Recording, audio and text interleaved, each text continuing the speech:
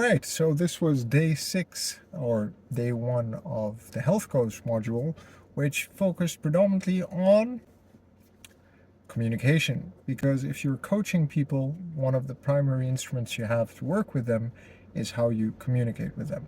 And that was absolutely fascinating and interesting because there are literally very few science-based conversation protocols. There's a lot of things that have had some sort of effectiveness studies apparently, but really scientifically built up methods of, or none at all, as far as I've understood the instructions we received, that are truly grounded in scientific results, meaning that you can somewhat predict the outcome of the type of conversation you're having.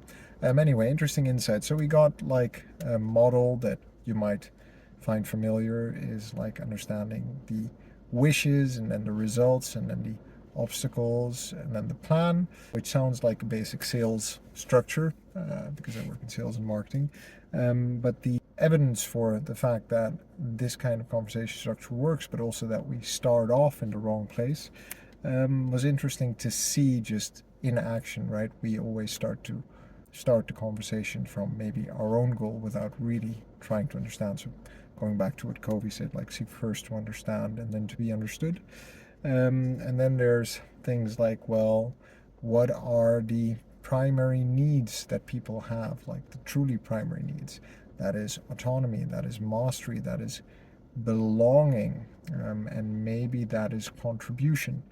So that's interesting to keep that in mind when you're trying to motivate someone is, which primary need are they trying to fill or can we latch onto? And it doesn't mean that they need to like or I need to like the protocol that I create for myself, which is something that I know from my experience trying to get myself to work out every day.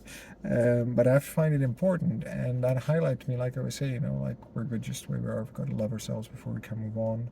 And I say like the only way to get anything done is by showing up and doing the work. But I also say is why I train. I train for living an active and self-sufficient life. So understanding those kinds of goals, super important, or the reason behind wanting to engage in an activity is super important. In any case, a lot of insights about communication, a communication model, and trying to help people through how you communicate with them, which is going to require a lot of practice, a good grounding, I think, and a good revisiting of how I communicate day to day with people. And I think the application of this goes further than my ambition to coach and mentor myself, but probably will have applications in fatherhood and family life, at work, in my social circles. So yeah, all in all, very fruitful day. And I guess I'll give you an update tomorrow.